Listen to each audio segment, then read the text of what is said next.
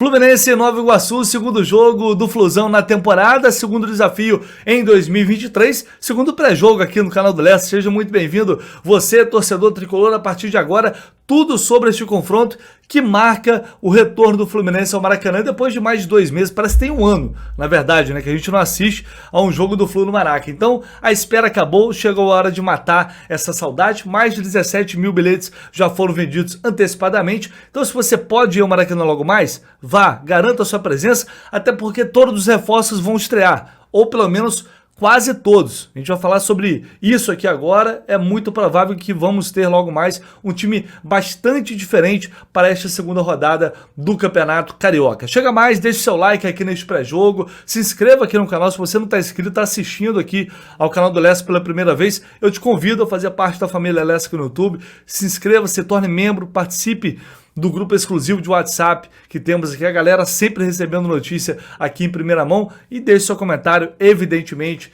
que eu estou lendo, como sempre, estou lendo todos, não consigo responder a todos, mas estou sempre lendo, então esse engajamento é muito importante para que você possa ajudar aqui o YouTube a recomendar os vídeos aqui do canal do Lessa para geral da torcida tricolor, beleza? Então vamos lá, galera, começando esse pré-jogo, o Fluminense só perdeu uma vez para o Nova Iguaçu, em 2017, teve um empate e, além desses 2 jogos, 9 vitórias. Então, o histórico fala por si. E o detalhe é que, nos últimos 4 jogos, em 3, o Abel era o treinador.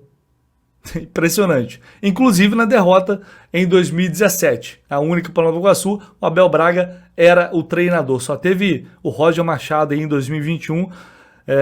Um detalhe que eu observei aqui e achei interessante. Ano passado, o Fluminense venceu o Nova Iguaçu por 1-0, gol do André. Quem aí lembra desse gol? Jogada intermediária, Luiz Henrique, deixadinha boa pro André, o chute de longe, que gol! Oh, tá lá dentro!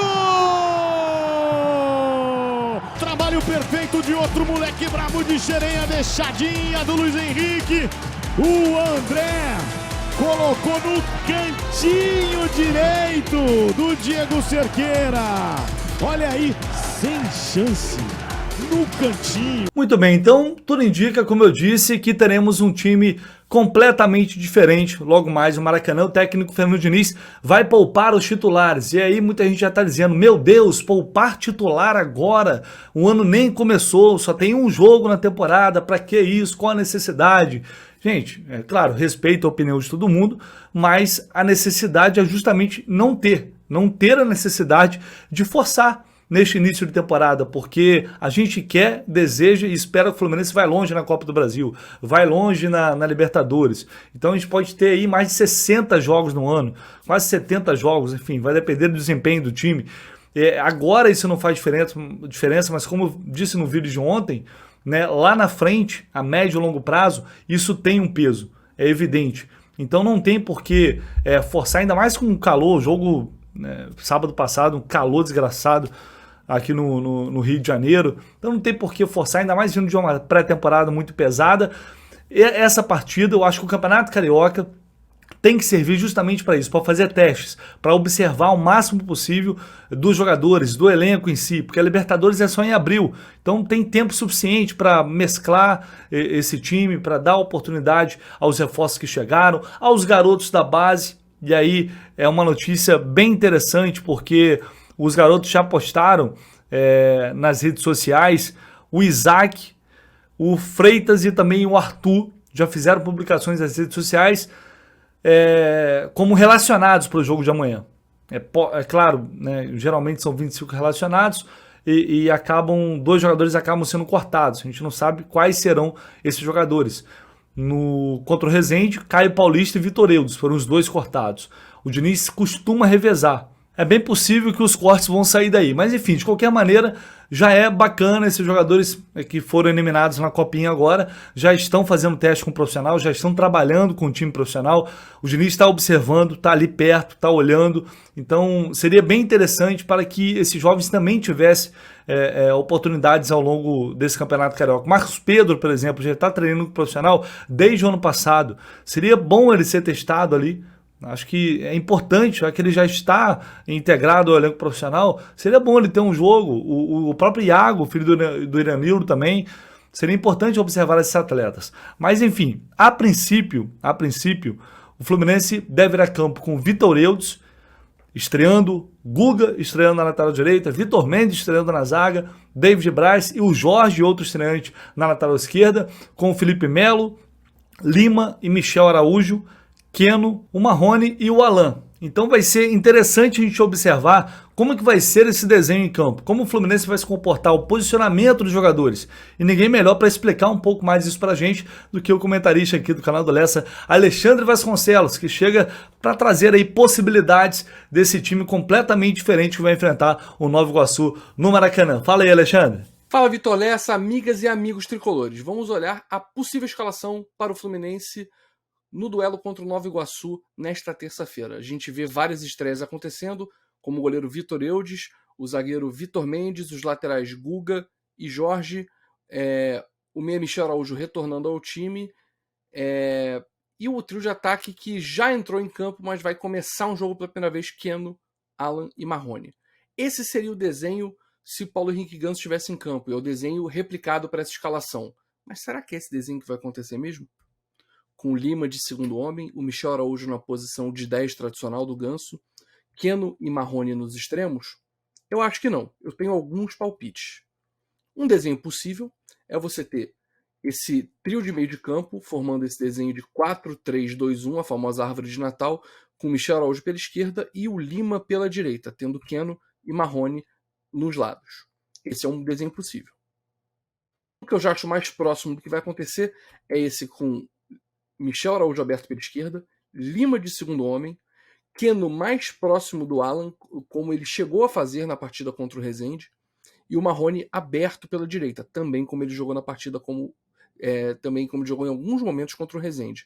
Mas o que eu acho mesmo que vai acontecer é esse 4-4-2 parecido com o 4-2-4 dessa forma, com o Michel Araújo centralizado pela esquerda, o Lima aberto pela direita, como ele entrou boa parte do jogo substituindo o Paulo Henrique Ganso, dando esse desenho diferente, o Keno aberto pela esquerda e Marrone jogando de segundo atacante com a sua perna esquerda para dentro, vindo da direita para o centro, com Alan de referência. Esse aqui já é o desenho, obviamente, do time com a posse de bola, esse mesmo desenho com a posse de bola, onde você vê o Lima voltando para se encaixar e o Marrone saindo pela direita e o time concentrado no lado esquerdo.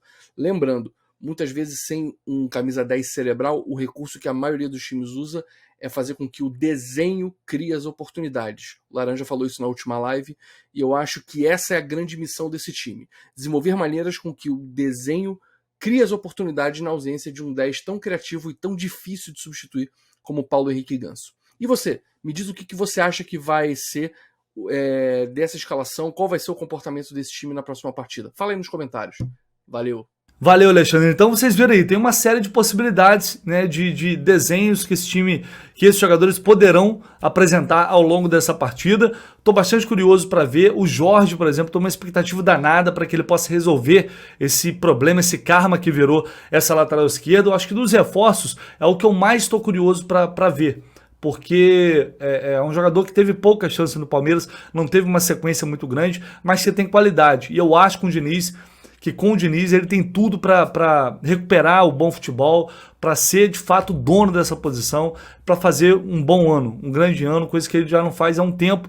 Então realmente eu estou numa expectativa muito grande em relação ao Jorge. E também vai ser muito importante, creio eu, para a gente observar movimentos e o time sem Paulo Henrique Ganso, porque isso vai acontecer, em um momento ou outro, isso vai acontecer ao longo da temporada. A gente sabe, não tem substituto para o Ganso. Não tem, simplesmente não tem.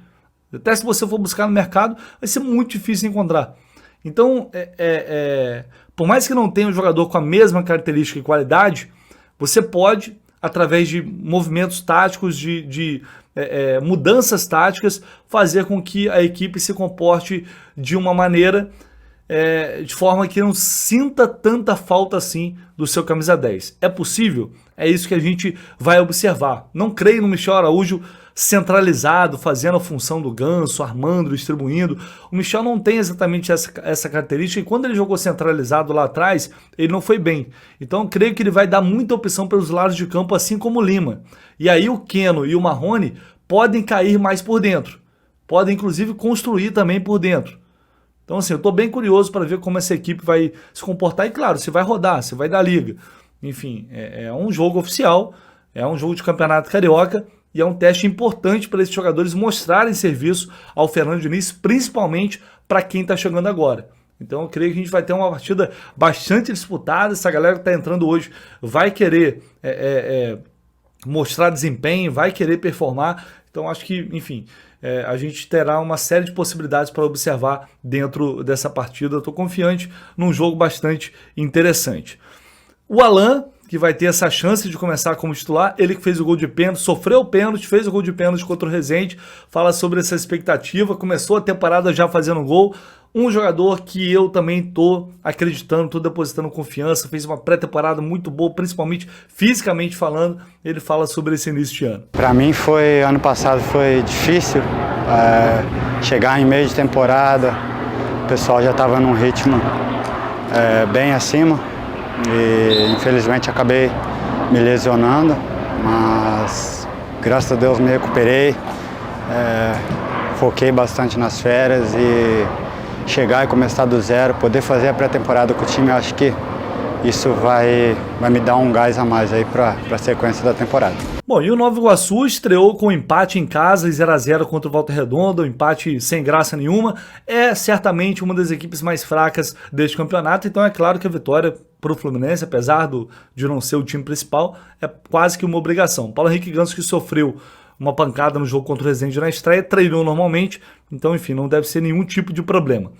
Vamos falar dessa arbitragem para a gente conhecer um pouco mais sobre o responsável para esse jogo, que será o Felipe da Silva Gonçalves Paludo, auxiliado por Wallace Miller Barros Santos e Fabiano Nóbrega Pita. Ele apitou o empate em 0-0 com o Boa Vista ano passado, que encerrou justamente aquele jogo horrível que encerrou a sequência que o Fluminense vinha tendo de 12 vitórias consecutivas. O Abel mandou a campo o time reserva, misturado com alguns jogadores do Sub-23. O Fluminense empatou 0-0 e aí quebrou aquela sequência histórica, né, que seria aí 13 jogos, 13 vitórias consecutivas, acabou quebrando ali aquela sequência com esse empate diante do Boa Vista. Era o Felipe da Silva Gonçalves Paludo, o árbitro. Ele também apitou